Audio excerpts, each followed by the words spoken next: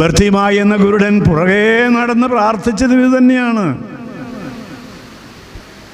ഏലിയാ പ്രവാചകൻ കർമ്മേൽ മലയിൽ ബലിയർപ്പിച്ചപ്പോൾ 3 പ്രാവശ്യം നെഞ്ചത്തടിച്ച് പ്രാർത്ഥിച്ചതും ഇതുതന്നെയാണ്.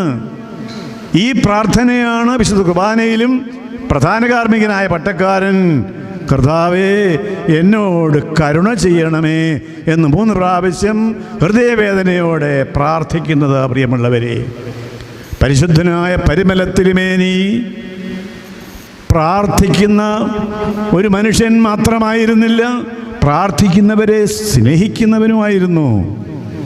ഒരിക്കൽ പരിശുദ്ധ തിരുമേനി പരിമലയിൽ നിന്ന് കോട്ടയത്തേക്ക് യാത്ര പോവുകയാണ്. സന്ധ്യയ്ക്കാണ് യാത്ര തിരിച്ചത്. അന്ന് ബസ്സും കാറും ഒന്നും തിരുമേനിക്കില്ല. തിരുമേനി യാത്ര ചെയ്തത് വള്ളത്തേലാണ്.